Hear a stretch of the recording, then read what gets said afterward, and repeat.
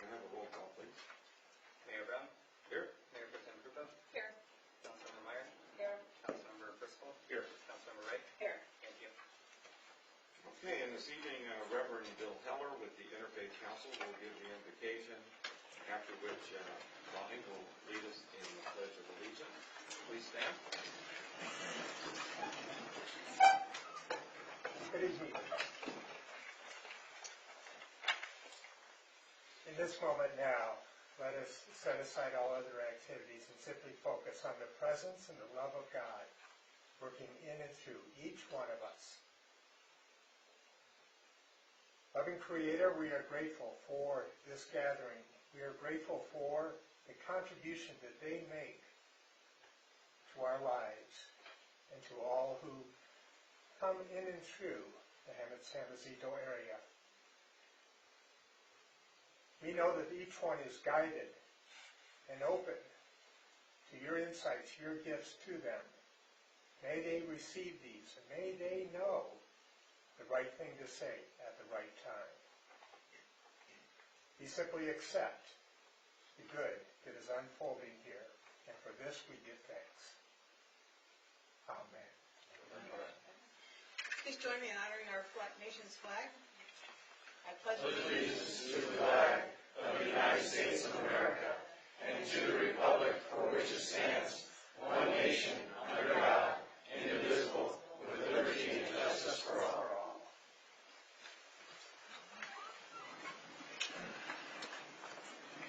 Thank you very much. Next on the agenda is a report from the City Attorney on our closed session. Mayor, under item 3A, 3B, and 3C on your agenda from your subsequent session, you have 3 items of closed session. One was a conference with labor negotiator that was held and concluded. There's no reportable action on that item. Item 3B was a conference with legal counsel with regard to 2 pending cases. You heard a brief from your litigators with regard to those cases. There was no reportable action on those items. And finally, we had a conference with the city attorney with regard to an anticipated item of litigation. To conclude that matter, there was no reportable action on that item at this time. That concludes my report. Thank you very much. That brings us to communication from the public. Anyone who wishes to speak during public comment or on a particular item will be required to fill out a speaker slip, and it must be turned into the city clerk. Each request will cover 1 speaker. There is a 3-minute per person time limit for all comments. Written comments on any item may also be submitted to the city clerk to be included in the meeting, however, they will not be read aloud. All who wish to speak, including council members and staff, need to be recognized by the mayor before speaking. Members of the public shall comply with adopted rules of decorum, Resolution 4545, copy of which can be requested through the city clerk's office. And just a reminder, please turn off or mute your cell phones while the meeting is in session. Deputy City Clerk, do we have any requests to speak? Yes, Mayor. There are 7 requests to speak. First is Thelma Navarro Hofeditz, followed by Marvin H. Jeglin.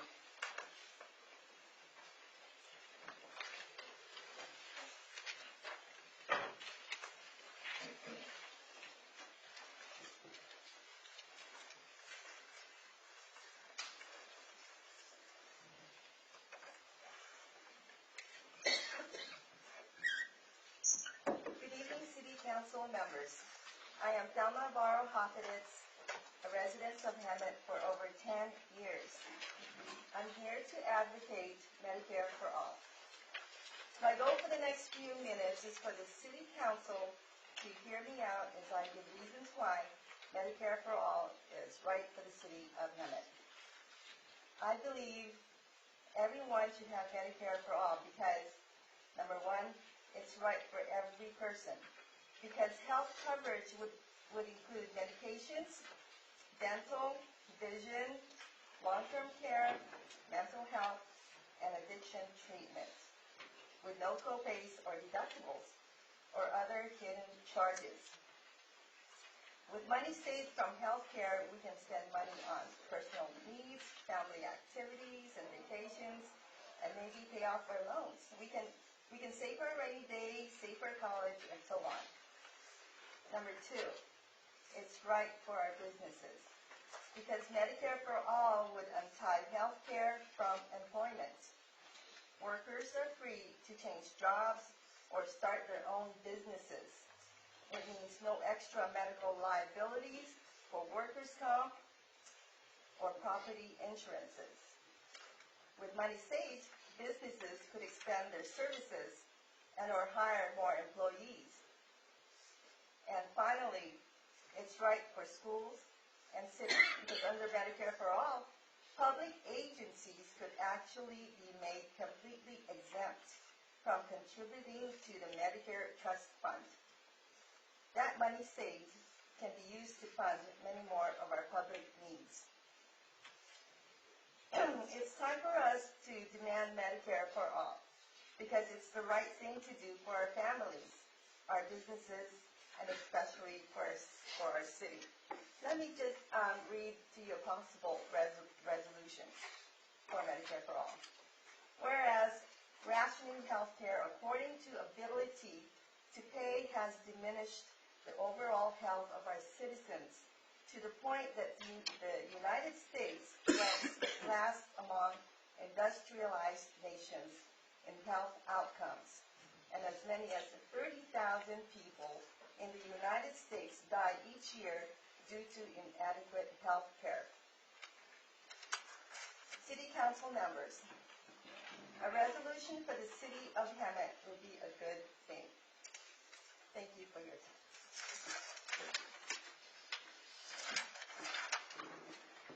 Followed by Marvin H. Beglin and Vanessa C. Scott.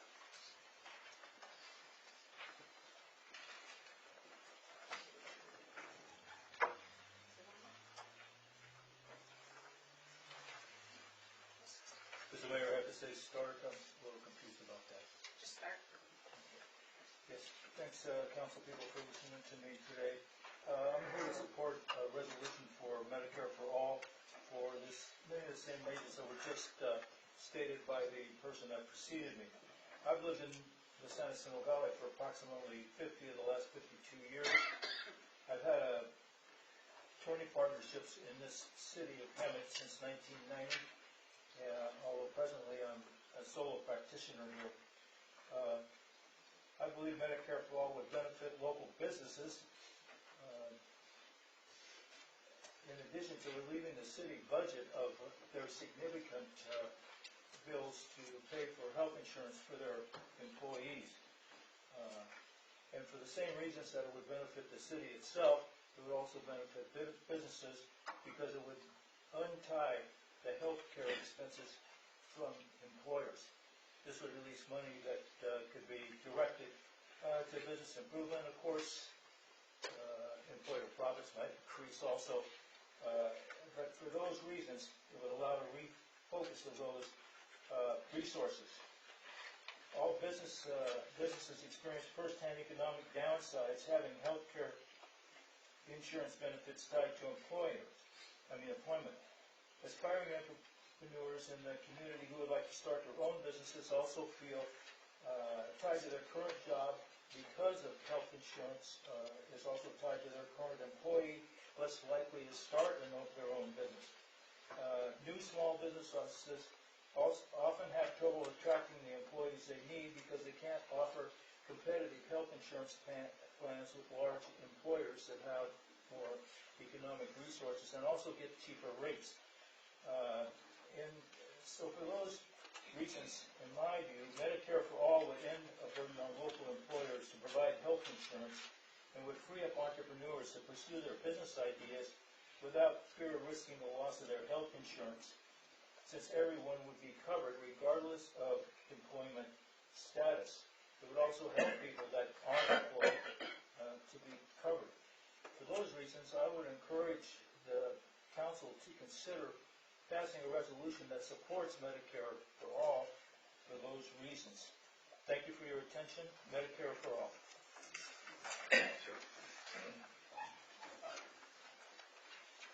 Trustee Scott will be Judy Rice.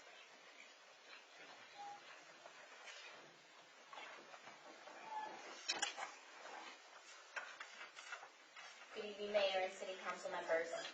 I am Vanessa Castro Scott, a resident of San Jacinto, educator of 17 years now, with the last 5 years being a proud and dedicated elementary school teacher for Hemet Unified School District. I'm here to urge the Council to help prepare and pass a resolution supporting the Medicare for All Act of 2019. Our students are struggling as a result of living in poverty and are not meeting their academic goals as a result of large class sizes, which makes it incredibly difficult to meet their needs on a daily basis when you have over 30 students. Teachers have a unique window into the economy of our communities, and it is dire. Supporting a single-payer healthcare system such as Medicare for All can help us meet their needs. Every year, we as teachers must re-enroll in a private healthcare insurance plan, and I have a rate sheet that shows how the rates continue to skyrocket every year. All 4 different plans that are offered to us increased by a minimum of 6.85% this school year, with the PPO plan increasing by 17.5%, but has increased by 33.4% since the 2016-2017 school year. Obviously, teachers haven't gotten a pay raise close to that number to help offset the costs. My family chose the cheapest plan, and still the cost of my health insurance annually is $11,000, not including dental and vision, which Medicare for All would cover. And of course, I have co-pays and a deductible on top of that figure. The cost is shared with the Hemet Unified School District, and I am just one teacher. Estimated cost for the school district every year in healthcare is over $13 million because we allow private insurance companies to make multi-millions in profits off of the people we love getting sick. Our country pays double the average for healthcare out of all other major countries, and we are the only industrialized nation in the world that does not provide some form of universal healthcare coverage. They can do it, why can't we? Medicare for All would bring the cost of healthcare down significantly. It would eliminate the in-network, out-of-network nonsense, eliminate premiums, deductibles, and co-pays, and it would cover every single person we come in contact with. We would no longer have to worry about going bankrupt to treat an illness. Private insurance company CEOs would no longer have the power to deny coverage to my 5-year-old daughter who was born with a pre-existing condition. And the money that Hemet Unified School District would save could be used to finally reduce class sizes that they never have enough funds for, so that I could better educate the children of our community. Please strongly consider a resolution supporting Medicare for All. Thank you. Thank you.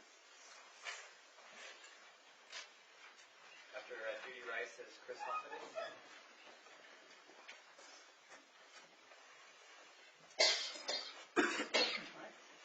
Hello, I'm Judy Rice from Hemet. I want to thank you for your time, for listening to us. I brought a copy of the book in case we discuss one of the books we discussed.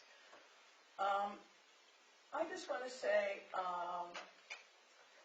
think about what having a broader insurance base would mean for this town, in the sense that we have populations that need sheltered care. They would be covered. You could have them off the street in many ways. The hospital wouldn't have unpaid bills. They would have a global budget on top of that. It will actually help rural hospitals and rural healthcare much more than anybody conceives. And just to remind you of an old commercial, pay me now or pay me later.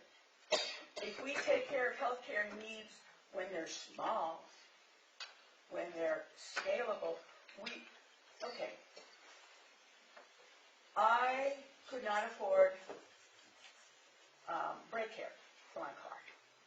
So I drove without them to the point where I had nothing. That's not safe. That's what we're doing with healthcare. People are going around and not getting the healthcare they need. We can't direct it to places. I worked at Mission, so as a trauma center, we had people that were coming off the street as a trauma victim. They broke their leg, but they also had psych issues. Where do you send them? Post. There are so many things that could be addressed in this that we're cutting off our nose to spite our face. And I just hope that we can reach a place where we're all truly each other's neighbor. Thank you. Next is Chris Hoffman, followed by Richard Cochran.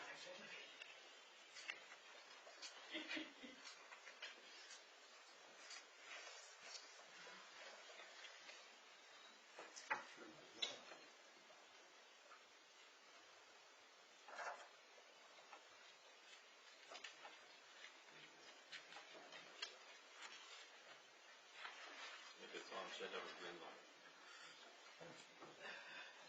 Okay, well, I'll speak up. I'm speaking tonight on behalf of Medicare for All, and personally, I offer a retraction. My understanding of the information that is available about the Medicare for All Act of 2019 is admittedly changing as I read and learn more about it. A month ago, I spoke at the City Council meeting, and I made the statement that 270 cities had passed resolutions in support of Medicare for All. Actually, there are 80. And the balance of 190 cities are working on resolutions for their city, just as we are. I apologize for my misunderstanding of the data. Next, at a meeting I attended a couple of weeks ago, a question was asked of me about what might happen to the private health insurance industry when Medicare for All began to replace our current private health industry. I had made the very glib statement that I do not care what happens to them. After the meeting, I knew that I had said something for which I now deeply regret, and felt that it was necessary for me to investigate a little further this idea of what happens to the industry. Fortunately, the framers of the Medicare for All bill have taken the consequences to displaced insurance workers into account. This statement appears in the bill and partially addresses these concerns. For up to 5 years following the date on which benefits first become available, up to 1% of the budget may be allocated to programs providing assistance to workers who perform functions of the health insurance system and who may experience economic dislocation as a result of the implementation of this act. A group working within the University of Massachusetts suggests that the following could be included under that provision: pension fund guarantees for all affected workers, support for near-retirement workers. For displaced workers, it is proposed that an average of 1 year of 100% wage replacement funding be provided, as well as job retraining and relocation support as needed. There are, in fact, 1.8 million workers in this field who serve as coders, verifiers, clerks, and administrators of all types, and may work at the point of service or at private health insurance centers across the nation. This is called the Just Transition Program and will address the question of how workers in the field of insurance will be compensated fairly as Medicare for All is implemented. Again, I continue to ask the City Council for assistance in preparing a resolution in support of Medicare for All, getting it placed on the council agenda and placed before the City Council for a vote. The reason I ask is so that all will know that Hemet cares about each and every one of its citizens. Thank you. Thank you, Chris, and thank you for the clarification.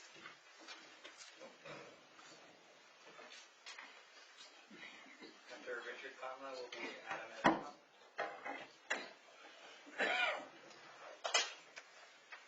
All right. Hello, ladies and gentlemen of the council. Mr. Mayor, thank you for this opportunity. The reason I'm here is because of drug and gang activity in many of our neighborhoods, and in particular in my home. I've suffered through this over the years, especially since I've retired, but This weekend, I found myself looking down the wrong end of a gun, and I just decided that I can't stay silent and just yell at the cat anymore. So therefore, I have submitted an open letter to the deputy clerk that I hope will circulate to your different offices. It's short, but I believe to the point, to the problem that there is, but it has gotten anywhere from bad to worse. And like I say, especially the last one was a confrontation I had with some of these gangsters this Saturday, looking down the wrong end of a 9mm. And I just can't stay silent on it no more. I just can't run inside and hide in the house anymore. And I will not let these people dictate my life to me by threats of violence. It has gotten to be quite serious, and indeed, Hammett PD has been very forthcoming. They've raided on my street any number of times, particularly to the same house. But within months of that, it's all starting up again, and I'm at my wit's end with it. I love Hammett, beautiful town. I would love to say I'm going to stay here forever, but because of this situation, my wife and I find ourselves thinking that maybe the time is coming for us to get out and go and find someplace else. I don't want to do that. I'd like to keep this as the home I retired. I'd like to slip into a nice, quiet retirement life. But this situation is very much getting out of hand, and I fear that things might come to a very dangerous edge anymore. I don't appreciate having a gun put in my face. I don't appreciate getting shot at by these characters. So I hope that with this open letter circulated amongst yourself, you might well see what the situation is and hope you can do something about it. That's it. Thank you, Richard. And Thank if you you. haven't already done so, please convey any specifics that might be appropriate to your circumstance. Our police chief's here tonight. You can start with him. If I might, yes, I will do that. Thank you. Thank you, Mr. Mayor. Thank you, City Council members.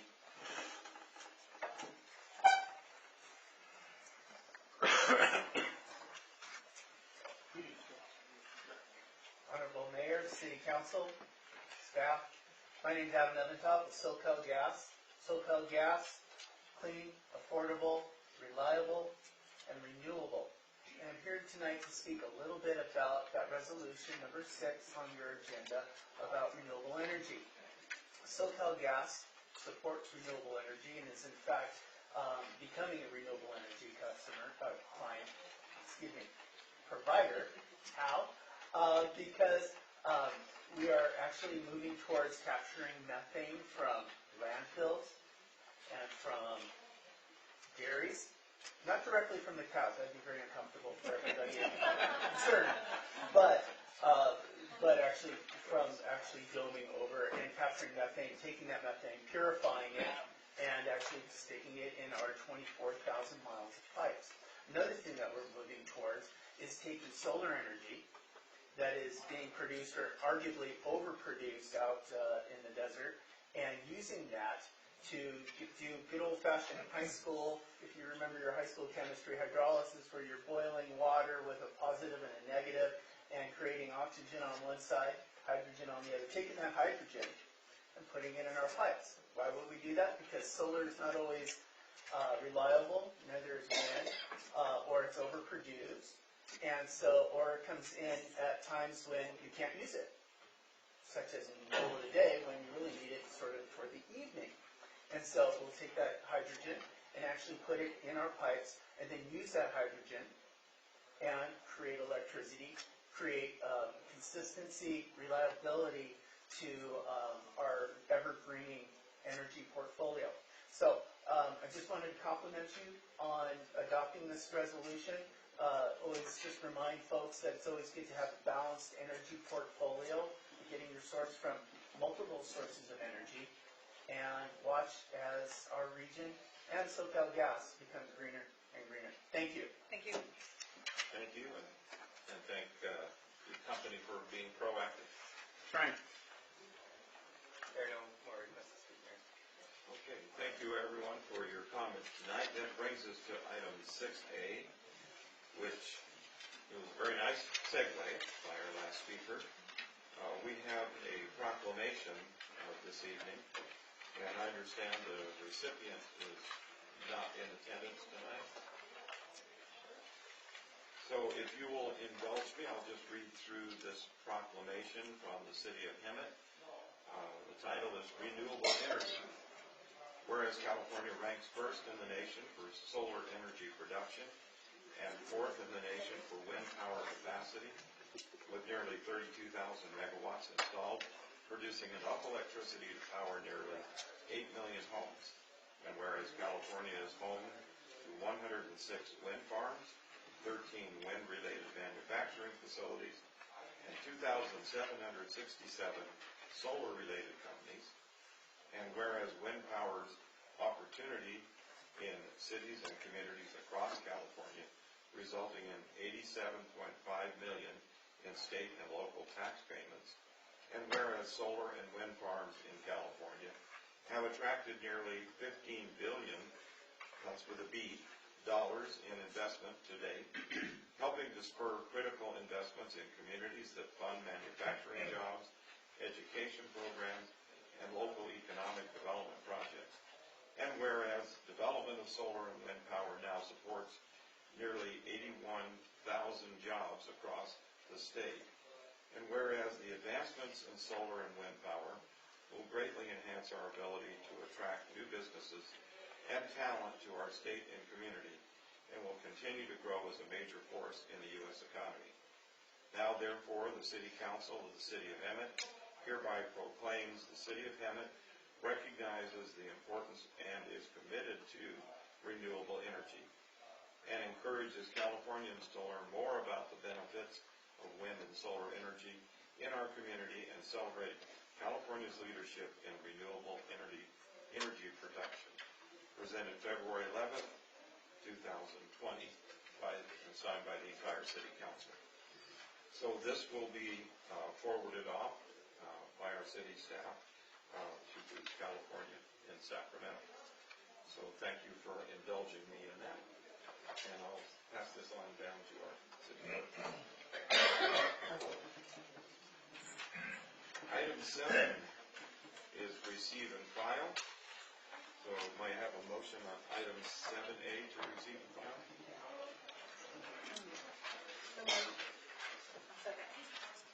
Okay, a motion and a second. Please vote. And that passes unanimously.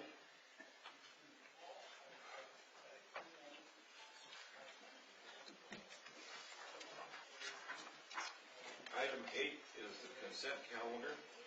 Items on the consent calendar will be acted upon by a single action of the City Council unless otherwise requested by an individual council member for separate consideration. Are there any members of the council that would like to pull a consent calendar item?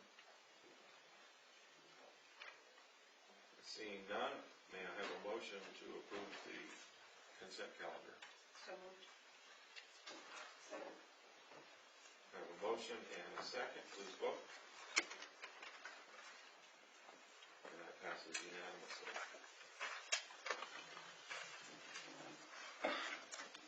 Item 9 is a public hearing. City Council procedure for public hearings will be as follows. Mayor will ask for a staff report and clarification of items presented if needed. The mayor will then open the public hearing asking for comments from those in favor of or in opposition to the item, followed by rebuttal, if any. Then we will close the public hearing and ask the city manager to respond to any questions raised by the public. The public will not have the opportunity to respond. The mayor will then bring the discussion back to City Council for direction or action. So we have staff report from HP. So before HP goes ahead and gives the staff report, I sent an email late last week to all city staff as well as the council. HP is officially our community development director. We're happy to have HP on board. We did an open recruitment, and clearly HP was the best candidate for the job, and so it's very nice to see that we have staff that can elevate themselves throughout the ranks, and I just want to welcome HP. You're an outstanding candidate. Thank you for being here, and congrats.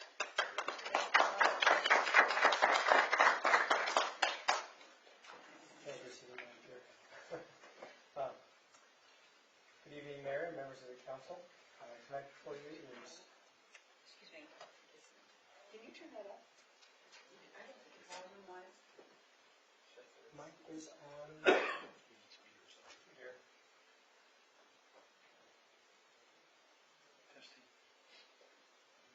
Testing. Bring it up a little bit closer to you, HP. Testing. Yep. Good.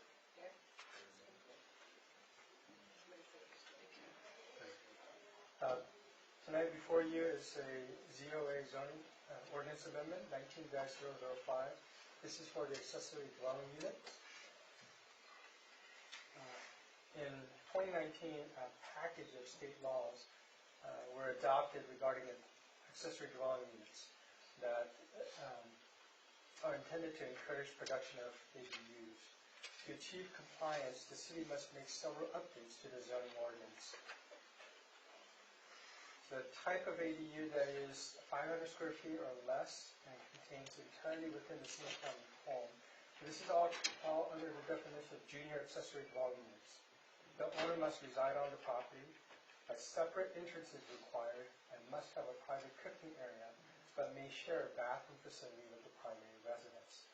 There are no additional parking is required for this, and ZOA adds a new section 90-321D establishing special criteria for junior accessory dwelling units. Now, all other accessory dwelling units, you do need to have the owner not occupied. You don't have to have owner occupied. So, from January 1st, 2020 through December 31st, 2024, the city cannot require property within an ADU to be owner occupied. The properties permitted prior to January 1st, 2020 will be required to demonstrate that they are owner occupied. Any development that has homeowners association, the homeowners association may not establish any covenant, condition, or rule that prohibits or unnecessarily restrict the construction of an ADU. City state law takes precedence. Replacing parking. If a garage or carport is demolished or converted to an accessory dwelling unit, no replacement of off-street parking space is required. The maximum ADU on a single-family lot is one ADU or one junior accessory dwelling unit. Setbacks. An ADU that is constructed in the same location as an existing structure. So if you have an existing garage that doesn't meet the current setback, they can still turn that into an ADU of the same dimension. If not grandfathered, a setback of no more than 4 feet from the side and rear lot line is required. For multifamily residents, an ADU that meets the provisions of the code must be allowed in multifamily zones. ADU may be located within storage areas or attached garages if the other provisions of the code are met. The completed application must be processed within 60 days for the city of submittal. Previously it was 120 days, unless the ADU is a component of a new development. It is incumbent upon the city to comply with state law. The law requires all jurisdictions to submit copies of their updated ordinances to HCD for review and approval. We did receive a public comment through an email last night. Staff received an email from Californians for Home Ownership last night. The letter raised a few questions. The city attorney's office has reviewed those questions. We found no inconsistency with the state law and HCD technical advisory level, and that city's ordinance will be reviewed by HCD for compliance once yes to action. Any issues identified by HCD will be brought back to City Council for consideration. So the recommendation is that staff recommends that the city council introduce, read by title, and waive further reading of an adopted, and of an adopted, of an ordinance amending section 90-321 and 90-383 of chapter 90, zoning code of the Hemet Municipal Code to update the regulations for accessory dwelling units based on the findings outlined therein, approving VOA 19-05 as recommended by Planning Commission, and direct staff to file a non-cert exemption for the county clerk. Staff is available to answer any questions you may have. Thank you very much, HP. So with that, I will now open the public hearing. Are there any requests to speak in favor or opposition to this item? No, Mayor, there are no requests. Okay, with that, I'll close the public hearing. Do the members of council have any comments or questions? Come on, Mike, stand up there. We're waiting for you. Housing. Okay, so here's my concern with ADUs, is that the availability for financing. Fannie and Freddie do 90% of the loans nationwide, and I just recently sold a property that had an ADU. It was a completely separate unit. It was in a low-dense residential zone. It was, when we pulled the tax information, it showed that it was multifamily. The zoning was single-family. Everything said single-family except for what the county record showed. Listed it as a multifamily because it had an ADU not attached. All the utilities ran through the house. That wasn't separate metering on any of the utilities. And it ended up costing the buyer more because it was deemed multifamily, and it took a different type of loan. So that's my concern. I know we want to make this available for people to build housing, because trust me, I know there's a housing shortage in California. Those are my 2 cents. Have we talked to? Sacramento. We'll get out of Sacramento. But has there been any communication with the lenders and Fannie and Freddie on the availability of lending for this? Because when these get built, then at some point they're going to sell, and we don't want to make it difficult for our residents to be able to sell their properties. That's all. Sure. Walter, you got anything back there you want to add? As you know, that this is not something that the city staff is recommending to, as from our side. It is something that the state is putting out upon all the cities, mandating these regulations. So we're just complying with the state law. We haven't had anybody come from any of the lending agencies regarding this issue. No one contacted the city from the lending agency.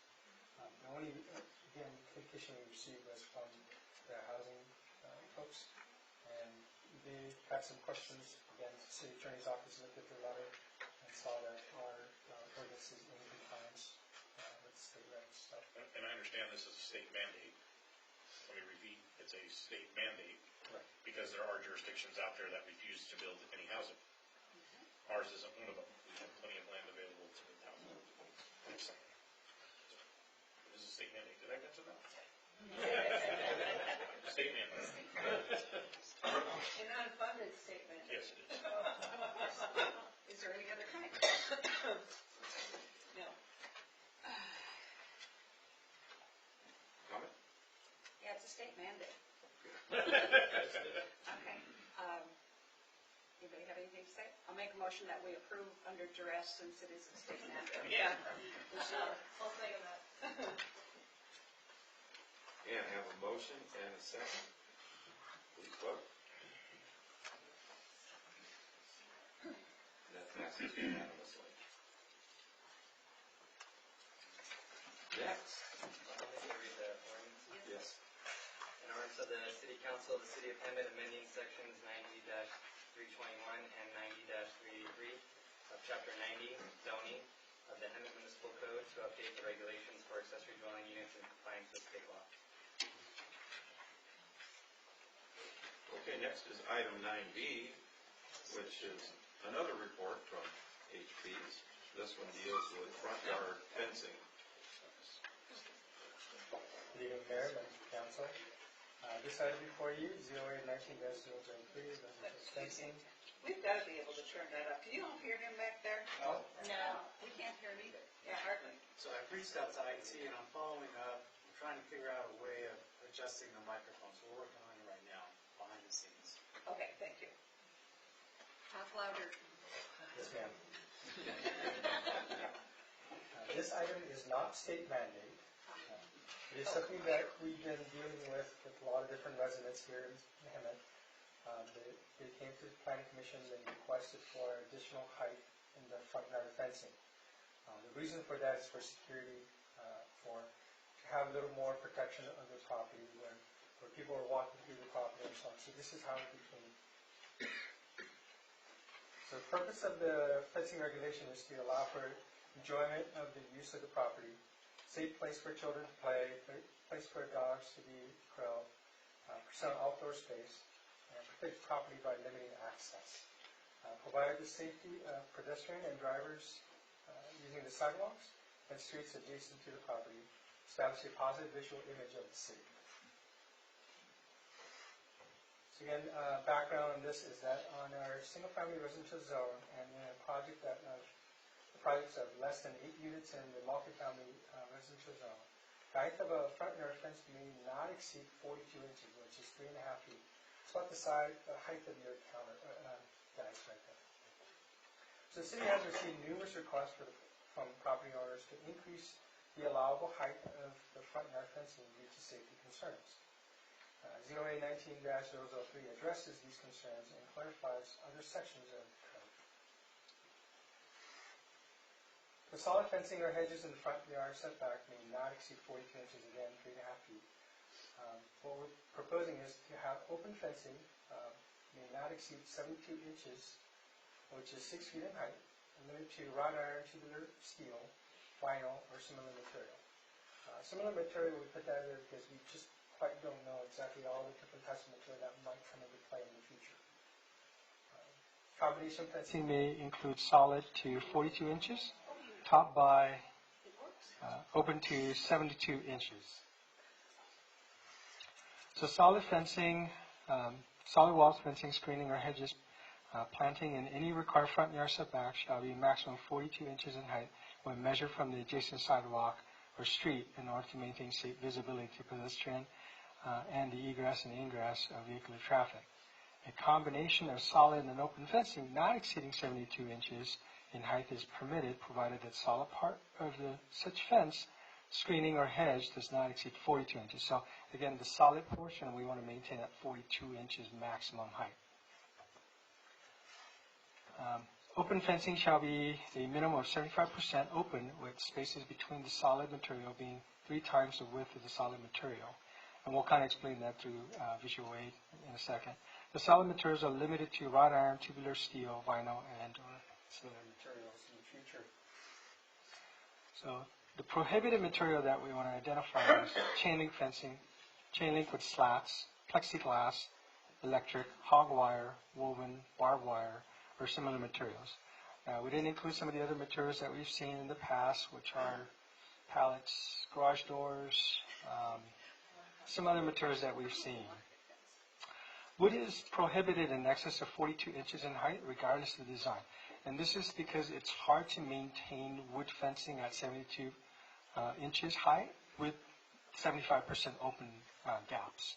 They tend to warp because the wood are very thin, so it just won't look good in the overall long term.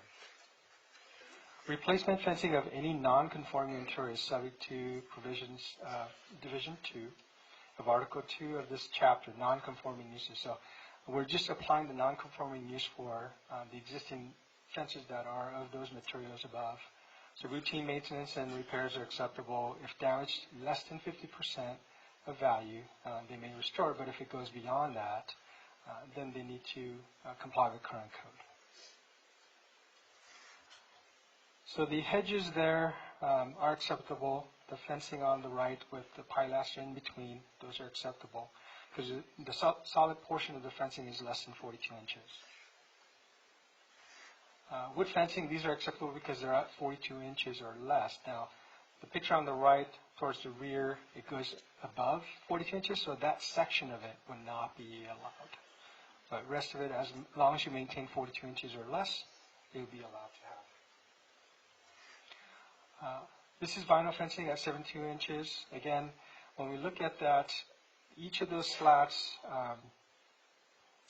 in between each slats are about spacing for 3 of those slats to be placed in. So that's your general measurement for 75% open space. And these will be perfectly acceptable.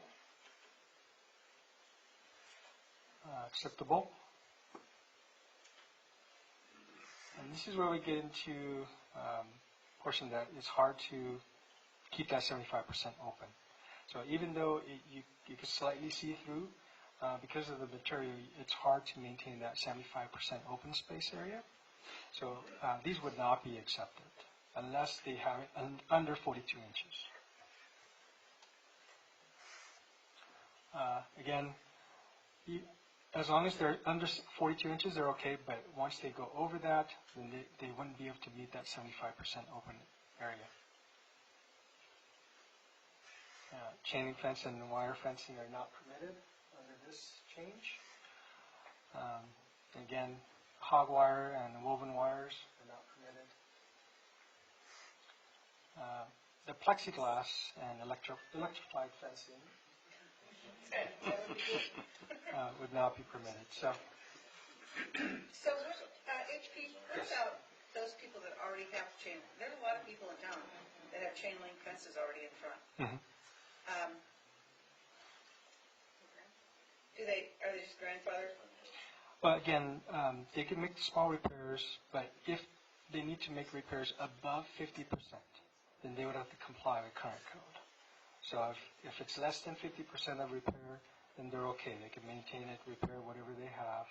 But once it goes over 50%, then they would have to comply with current code. Okay.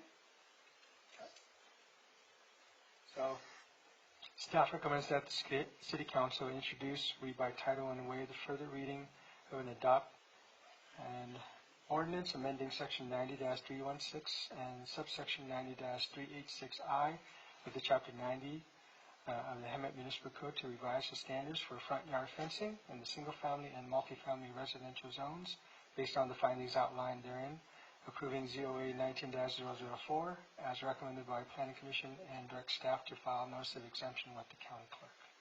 Staff is available to answer any questions you may have. Thank you, HB. So with that, I'll open the public hearing. Are there any requests to speak on this item? No, Mayor, there are no requests to speak. Okay, I will then close the public hearing. And for the council, questions of staff, comments? Thank you for that report. I do have a question. So I like the fact that we're kind of standardizing to help increase the desirability of our neighborhoods, make them look nice, increase values, property values. That's a step in the right direction. So here's my question. I want to put up a fence in my front yard. I go down to City Hall. Do we have standard plans ready to go so that I can just grab one, put my information on it, go to the front counter, get an approval, pay my fee, and leave and go start my project? Or is it going to be something that is going to take me weeks to get through plan check, through City Hall, through building, to finally get my permit and pay my fee? Right now, we don't have anything in place where someone could just pick up a standardized plan from planning to get it through the process. We do have standardized plan for footing details. There's some standardized for block walls, but once you get into this combination wall, there are a lot of different variables that come into play. So each individual property owner would have to come in with their own plans for that. Now, we could look into standardizing some of the standards and have a form that they could just go by, but that's something we have to work with the building official to make sure that those will work and we'll have the calculations in there.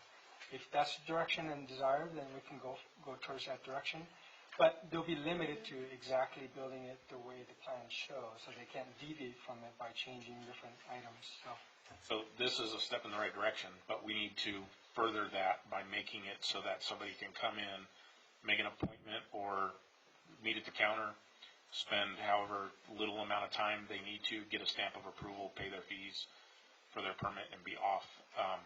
That would make this even more streamlined and better moving further in the right direction. So that's what I got. Yeah, I think one of the things that's going on with this in particular, and HP, please feel free to chime in, was a lot of the requests that were coming in for the public to, make the height higher. And if we were to go out and see these fences that were higher than the amount, then code enforcement essentially would be able to go out and enforce the code. But in our attempt to try and work with residents and ensure that we're not going out and enforcing the code, this is our attempt to update the code, make it more realistic for what we're actually seeing out there, and not take a punitive approach to dealing with our residents. So this is really a community-driven concept in our attempt to not go out and penalize our residents. So thank you for doing that, and thank you, community development team, for acknowledging that, realizing that, and coming up with a solution so that we're not penalizing our residents. That's correct. I have a neighbor that put up a fence and they had to change the front of their house to be short and then the side, and they're a corner lot. So it's kind of a shame because somebody could hop the front fence. You know what I'm saying? So, but I'm glad that we're changing and doing this. Is there what height do they have to get a permit at? Do you know? I know that's off the topic, but. 42 inches and above. Oh, and above, okay. All right, so I'm glad to see that we're granting some freedoms. Honey? Well, I totally agree with Mike as far as getting some paperwork available, or a sheet available, fact sheet, per se, that they can pick up. Even if they don't have time to talk to somebody, they can pick it up, know what they have to do, and come back to get it signed off at a later date, but at least gives them an idea beforehand of what needs to be done on their end. So, agreed. Yeah, and just to follow up on that train of thought too, there's probably some good models with homeowners associations. I know that where I live, they have an architectural committee, and the types of applications that they see that are, for lack of a better term, routine, they really do have templates, and they have approved materials, and including some of graphics like you showed with the photographs, so that somebody can come in and say, oh, I like that. That's what I'm going to do. So right in line with what Michael's suggesting, I think we are primed to working towards some user-friendly template that somebody could come in and streamline the approval process. One of the things that we've talked about, and I know Bonnie, Councilmember Wright, and the mayor were a part of the initial conversations with the chamber about concepts related to businesses and what the city could do to assist them. I take what you're all saying here at the council dais, in concept the same type of idea, but just related to residents. So I know HP, over the course of time that I've gotten to know HP and the department, that's one of the things that we've talked about in terms of what can we do to make it easier for residents to come to the counter or just get information that they can pull online if they wanted to make everything easier. So I can certainly appreciate the conversation that's happening here. Well, very good. Well, if there are no more questions or comments, Linda? I have a comment. Okay. I think we're on the right one.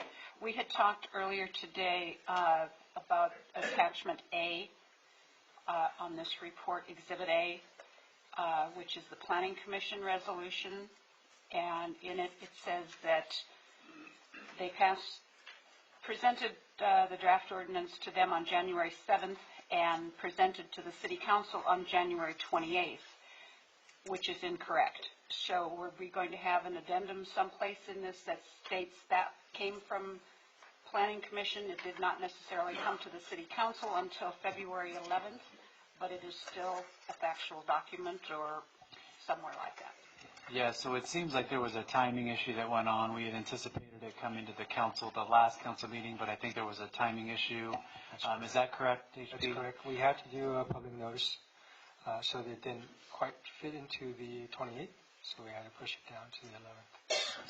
So Eric, is there anything that we need to do on our How do side? we do that so that it's, The resolution that was passed by the planning commission is still valid. The fact that it didn't go to the city council on the 28th won't invalidate that action. And simply a note to the file that will go along with the official minutes, along with this action to indicate that it came on the 11th instead of the 28th will be sufficient. okay. Very good. Just wanted to clarify that. Good catch. All right, I'll move to approve the recommended action with the, make sure we get the dates corrected. But before you vote, did I miss the opening and closing of the public hearing? Yeah. All right. It was real quick. It was very quick. Yeah, he doesn't slam the hammer down like Bonnie does. Loud enough for me. Okay, I have a motion. May I have a second? Second by Carly. Please vote. And that passes unanimously. Deputy City Clerk, will you read the ordinance title, please?